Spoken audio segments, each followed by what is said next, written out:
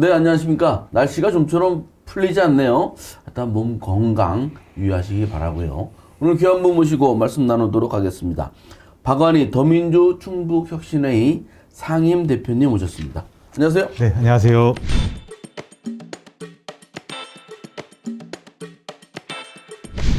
대표님 오래간만이에요, 그죠? 예, 맞습니다. 저희 인터뷰가 언제인지 모르게 오래간만인데. 작년 하반기에 한번 했던 것 같아요. 그래요? 예. 요즘 어떻게 지내십니까?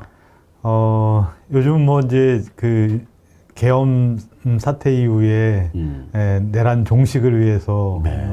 할 수 있는 활동들을 쭉 하고 있고요. 여튼 지금 충북혁신회의가 이제 지난 주말에 출범을 했는데 그 조직을 구성하기 위해서 이제 지금은 이제 광역 조직이 이제 네. 출범을 했고 이제 기초 조직, 부문별 조직 만들려고 지금 움직이고 있고요. 또 이제 본연의 또 시의원으로서 역할도 해야 하고 해서 이제 생활임금 조례 이런 것들을 좀 도입해 보려고 네. 노동계 쪽하고 간담회도 열고 여러 가지로 열심히 움직이고 있습니다. 청주시는 생활임금이 도입되지 않았는데 안 돼 있어요? 충북도만 21년도에 도입됐고 네. 안타깝게도 전국적으로 한 110개 기초에서 예. 생활임금 조례가 도입이 되어 있는데 네. 안타깝게도 충북 기초는 한 곳도 없습니다. 그래요? 다 도입된 줄 알았더니 그게 아니었군요. 네, 맞습니다. 지금 말씀하셨는데 더민주 충북혁신회의 2기 출범식이 최근에 열렸습니다. 저도 가서 구경을 좀 했는데 많은 분들이 오셨어요. 국회의원들도 오시고. 네. 그런데 이제 뭐 친명원의 조직이다 이 정도만 알고 있는데 좀 구체적으로 어떤 단체인지 소개 좀 해주시겠어요? 여튼 이제 민주당 소속의 뭐 저 조직은 아니고요. 원외 조직. 그러니까 네. 이제 1기가 이제 2023년도 6월에 시작이 돼서 네. 작년 이제 4월 총선이 끝나고 이제 6월 달에 2기가 출범이 됐어요. 왜냐하면 1기에 활동했던 송재봉 국회의원님이나 이광희 국회의원님 이런 분들이 1기 그 충북 그 상임대표, 공동대표셨어요. 네.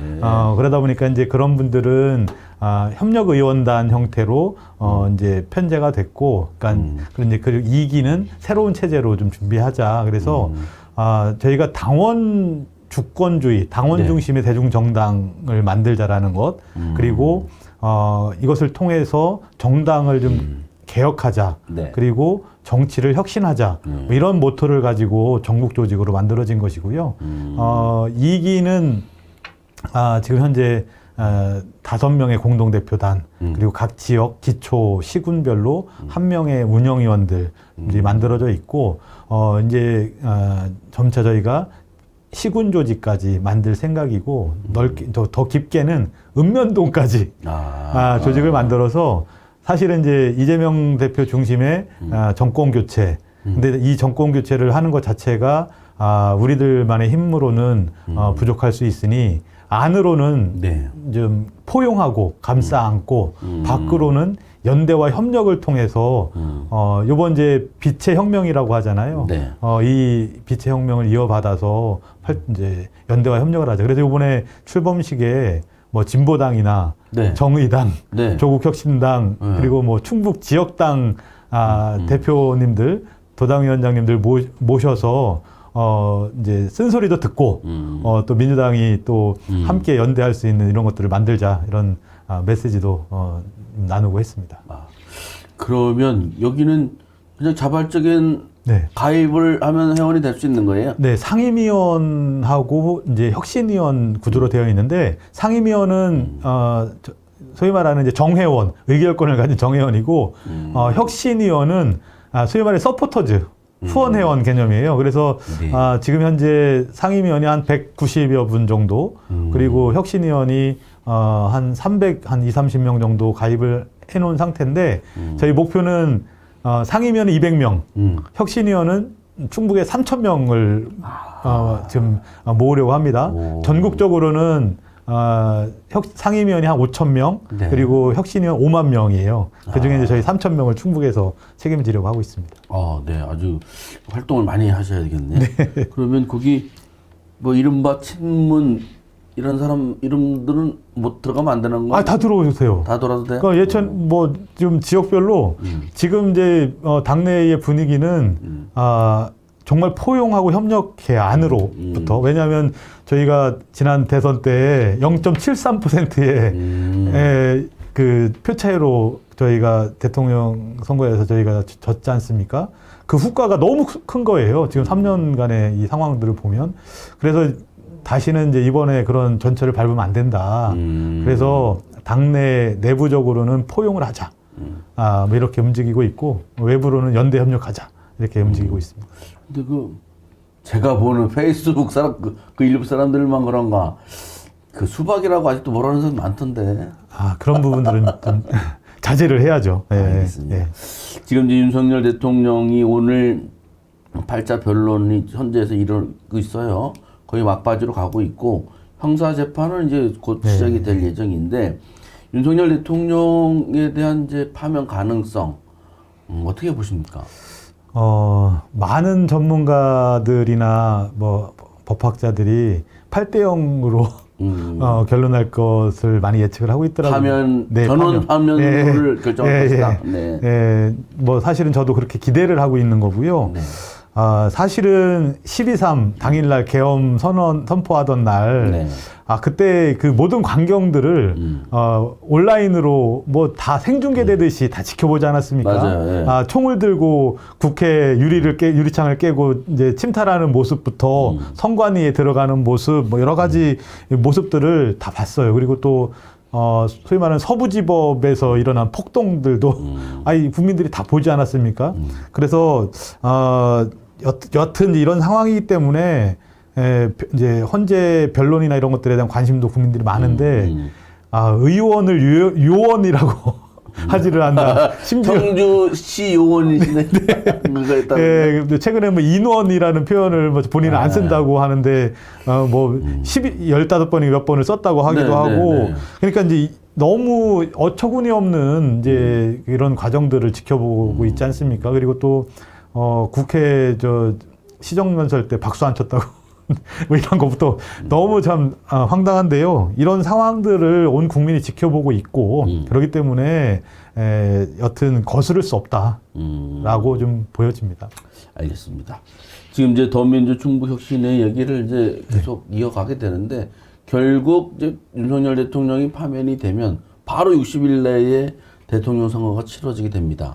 이게 조기 대선 가능성의 촉각을 세우지 않을 수 없는데 그렇게 되면 그 더민주 혁신위를 중심으로 그 민주당 쪽에서도 어떤 역할을 많이 하셔야 되겠죠? 일단은 이제 지금 당내에서는 이제 조기 대선, 그러니까 대선 전에 경선 체제를 만들 수가 없죠. 왜냐하면 지금 파면 결정도 안 났는데 경선 체제를 만드는 것 자체는 사실은 논란이 될 수 있고 여러 가지 상황이잖아요. 그래서 결국은 이제 파면 결정이 나기 전까지 그 실제 우리 더민주 전국 혁신회의는 파면이 될 수 있도록 모든 역량을 집중하는 것. 이게 이제 일차적인 과제라고 보고 또 하나는 이제 사실은 이번 계엄 과정에서 탄핵을 이끌어내는 데에서는 뭐 국회의원들도 중요한 역할을 했지만 뭐 장갑차 앞을 막은 시민들, 그 12월 3일 날 그 긴급한 상황에서도 국회 앞으로 모였던 시민들, 그리고 남태령에서 뭐 그리고 뭐 키세스 군단 뭐 이렇게 해서 사실은 빛의 혁명이었잖아요. 그래서 저는 이제 그 빛의 혁명을 이어받아야 된다. 그리고 제 정당, 시민사회, 종교단체 이런 곳과 함께 연대 협력을 통해서 대통령만 바꿀 문제가 아니라 실제 그 사회 대개혁, 새로운 대한민국을 만들기 위한 사회 대전환까지 가지 않으면 우리는 또 다른 후퇴로 갈 수밖에 없다. 사실은 이제 민주당 지난번에 출범식에서도 이제 저희 그 출범식 때 진보당이나 타 정당에서 하신 말씀이 그거였어요.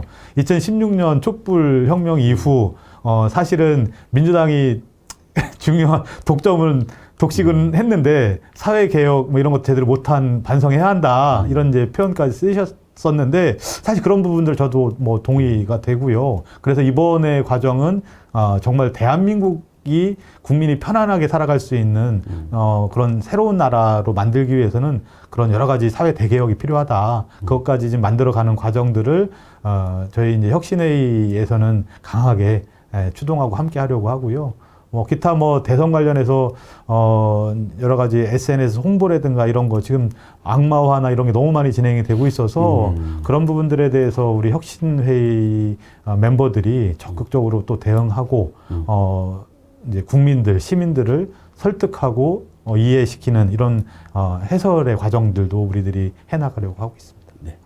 그런데 요새 그 여론조사 이런 거 보면 정당 지지도 이런 것에서 각축을 벌이고 있고 또 윤석열 대통령 지지자도 많고 또 국민의힘 쪽에서는 계속적으로 그걸 주장을 하고 있으니까 네.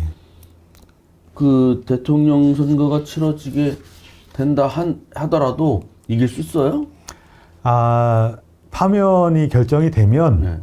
분위기는 확실히 반전이 될 것이다. 이제 지금은 이제 그 소위 말하는 이제 구구 세력이라고 해야 할까요? 네. 이분들이 결집한 상황이잖아요. 그래서 이제 파면이 결정이 되면 지금까지는 이제 여튼 그분들은 이제 윤석열 파면을 막기 위해서 사실 이렇게 결집하고 있는 것인데 파면 결정이 되면 정치적 흐름이나 사회 여론은 전환이 될 것이고 거기에다가 지금 최근에 명태균 네. 본인도 특검을 환영한다 이렇게 메시지를 남겼다고 하던데 네. 그런 것들이 이제 어떤 재판 과정으로 가고 하면 특검으로 과정으로 가게 되면 이제 민낯이 다 밝혀질 것이라고 봐요. 그래서 이제 그쪽도 새롭게 재편이 되지 않을까 보수 쪽도 네, 네. 보고 있습니다. 그렇군요. 이제 저희가 조기 대선에 대해서 관심을 안 가질 수가 없는 상태이고 또 조기 대선이 치러지게 되면 그 1년 후에 바로 지방선거가 있어서 네. 이게 남선거가 아니잖아요. 아니죠. 그렇죠. 박완희 당인 대표님은 어떻게 내년 청주시장 선거에 출마할 생각이 있습니까? 우선 지금 서민들의 삶이 너무 어려워요, 정말. 그래서 경제가 최악입니다. 저희 지역을 돌아다니다 보면 빈상가 문 닫은 데 폐업하는 데 너무 많거든요. 그 산난동이시죠? 예. 거기 거리 있었는데 거기 원흥이 맞은길 조금 좋아지고는 있는데 네. 그 인근 주변 대로변에 이런 데는 비어있는 점포가 정말 많습니다. 그 분평동도 지역구잖아요. 분평동도 그렇고요. 그래서 사실은 이제 이 우리 경제를 살리기 위해서는 내란 세력 척결을 빨리 해야 돼요. 이게 길어지면 길어질수록 사실은 더 어려워질 것이고, 중남미에서 예전에 있었던 그런 사태처럼 이제 회복되는데 정말 10년, 20년이 걸릴지 모르는 상황이어서 저희는 절박하다. 내란 세력 척결. 그것에 지금 집중해야 하고, 조기 대선으로 가게 된다고 하면 반드시 정권 교체를 이루기 위한 노력을 해야 할 것이고, 사실 이제 그 이후에 고민을 해봐야 되지 않을까 싶습니다. 또 교과서적인 답변을 하셨는데 어쨌든 그 가장 여러 명이 이제 거론은 되고 있는데 출마 예상자들 어쨌든 그러네. 지금 자기 선거한다고 얘기하기가 좀 그런 상황이고 대통령 선거가 일어날지 안 일어날지도 모르고 또 대통령 선거에서 각 당을 지지하는 사람들이 승리를 해야 힘을 받는 건데 어쨌든 이거는 대통령 선거 후에 다시 한번 여쭤보도록 할 테고 그런데 지금 이거는 말씀하실 수 있을 것 같아요. 지금 이제 김영한 충북도지사의 도정, 이범석 청주시장의 시정 이거를 이제 현역 정치인이시니까 어떻게 평가하십니까? 일단 김영환 지사와 청주 이범석 시장이 이제 같은 당이잖아요. 그럼에도 불구하고 손발이 안 맞았어요, 지금까지. 그래서 서로 입장 차이가 있었고, 이런 이제 상황들이었고, 특히 이제 김영환 지사께서는, 저는 정말 이거 내란 동조 아닌가 싶어요. 이제 12.3 계엄 당시에는 계엄은 반대한다라고 했었거든요. 그러다가 이제 탄핵 표결할 때는 탄핵하면 안 된다. 그리고 체포나 구속할 때는 또 구속하면 안 된다. 이렇게 하고 또 연말에 어느 사찰에 가서 윤석열을 위해 기도를 해달라 이렇게 그래서 저는 이게 내란 동조가 아닌가 싶고요. 그리고 또 이제 워낙 그 구설이 많았지 않습니까? 그 초기부터 나는 기꺼이 친일파가 되겠다 이런 이야기부터 또 오송 참사 때 뭐 여러 가지 보인 행태들을 보면 단체장으로서 바람직하지 않다. 이런 이제 도정에 문제가 많았다라고 보고요. 이범석 시장도 좀 마찬가지로 시민들과 소통이 너무 부족한 것 같아요. 그러니까 이제 저희 처음 이제 취임하자마자 소위 말하는 이제 그 시청사 본관동 철거의 과정이나 이제 새롭게 또 그 기존에 이제 전임 시장께서 공모했던 100억 이상 들어가서 설계까지 마무리된 것을 다 들어엎고. 그러면 그 100억 원은 그냥 날린 거예요? 날렸죠. 그 설계 비용 100억 원 가까이 된 돈은 그냥 끝난 거예요? 사라졌어요. 일몰돼 버렸고 또 이제 7, 80억 가까이 돈을 들여서 재공모해서 설계 뭐 마무리 단계에 있다고 얘기를 하는데 뭐 그런 것도 그렇고 뭐 최근에 그 현도 재활용 선별장 문제와 관련 것 같은 경우에는 지금 7개월째 지역 주민들이 그 시청사나 도청사 앞에서 지금 계속 추운 날씨에도 1인 시위 뭐 집회를 열고 있는데 좀 대화를 해서 좀 문제를 좀 해결할 수 있는 방법들 이제 의회에서도 뭐 중재안이나 뭐 이런 대안을 제시했는데 반영이 안 되더라고요. 그 안영혁 본부장이 최근에 취임됐잖아요. 예, 맞습니다. 그 현도 면장도 했던. 예, 맞습니다. 그 이후로는 대화가 잘 이루어지고 있을까요? 조금 이제 적성을 가지고 만나 뵈러 다니고 이렇게 하는 거는 같더라고요. 그래서 이제 그런 과정들을 지켜보면 이제 한범석 시장님 때는 거버넌스나 뭐 이런 것들을 많이 가동을 해서 의사소통 이런 것들을 많이 좀 했다고 보면, 이범석 시장 체제에서는 그게 거의 많이 부족한 한범석 시장이 상황이다. 이렇게 소통을 잘했다고요? 거버넌스를 많이 운영했다. 거버넌스를 많이 운영. 근데 이제 이범석 시장 체제에서는 그것조차도 많이 좀 부족하다. 뭐 이렇게 보고 있습니다. 그래서 불통 시장이 아니냐 뭐 이런 얘기들을 하시는 분들이 꽤 있더라고요. 그러면 의원님은 네. 그 시장하고 뭐 전화를 통화를 한다든지 뭐 차를 좀 마신다든지 이런 경우가 좀 있었습니까? 초기에 그 시청사 문제, 본관동 문제, 이 문제 때문에 이제 요청을 드려서 한번 만난 적이 있어요. 최근 6개월 동안은 없습니다. 전화도 없고 아무것도 없어요? 네. 전화를 하셔야겠다. 기다리고 있을지도 모르니까. 그게 참 그 소통이라는 게 대단히 중요한데 이게 참 쉽지 않은 건지 평가가 나빠지는 주요한 원인이 되는 것 같아요. 그 리더의 그런 소통 부재는 상당히 좀 심각한 문제를 초래할 가능성이 높다 이렇게 생각을 합니다. 윤석열 대통령이 내란 사태 때문에 말씀하신 대로 국민들의 삶이 엄청 힘들어요. 자영업자는 뭐 말할 것도 없고 저희 같은 사람들은 점심값이 막 자꾸 올라서 힘들죠. 밥 먹기도 걱정되고 그렇다고 그 식당 주인들이 뭐 돈을 많이 버느냐 그것도 아니고 서로 어려운 상황이 되는데 이런 위기일수록 좀 제대로 된 정치인이 나타나서 위기를 극복해야 된다고 봅니다. 어떤 사람들이 나와야 됩니까? 뭐 대통령 빼고 우리 지역을 얘기를 한다면 사실은 이제 준비되지 않은 정치인들은 문제가 좀 있는 것 같아요. 그래서 저는 뭐 계속 제가 기초의원이지 않습니까? 그래서 전국에 이제 기초의원 협의회장 할 때도 그리고 최고위원 선거 도전하러 다니면서도 이야기했던 게 그러니까 예를 들면 민주당은 국회의원 중심 정당이 아니다. 근데 사실은 이제 모든 건 다 국회의원들이 결정하시잖아요. 이제 국회의원은 170명이에요. 민주당 의원님들이 170명인데 지방의원은 1,700명이에요. 오호. 그러니까 기초의원, 광역의원 다 합쳐서. 그러면 이들의 의견이 반영되는 구조도 당내에 필요하다. 그리고 실제 지역에서 활동하는 이제 풀뿌리의 경험을 가지고 있는 이제 그 기초 지방의원들이 사실은 현장의 민심은 가장 잘 알잖아요. 그래서 어느 날 뚝딱 뭐 이제 고위관료 출신들이 내려와서 지역을 위해서 봉사활동하기 위해서 내려왔다. 사실은 이건 말이 안 되는 일 같고요. 그래서 저는 좀 그 풀뿌리에서부터 이제 성장하는 이런 정치인들이 지역에서 중요한 역할을 맡아야 된다라고 생각하고 두 번째는 지금 이제 우리나라 같은 경우에는 지금 대한민국은 좀 위기 상황이잖아요. 네. 그래서 무너져 있는 국정 자체가 무너져 있어요.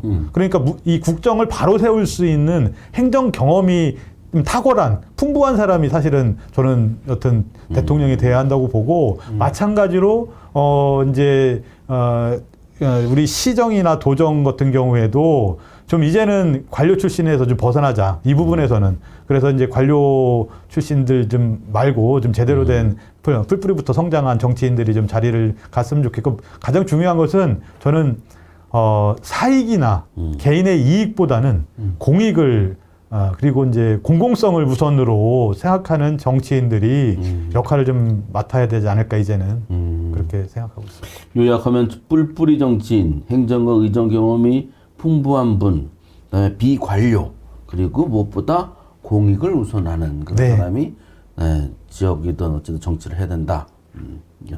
그 중에서 뿔뿌리 정치인 같은 경우는 이강희 의원도 계속 강조해 왔잖아요. 그런데 내년에 지방선거 할 때 갑자기 서울서 낙하산 팍 떨어지면 어떡해요? 낙하산이 온다고 하면.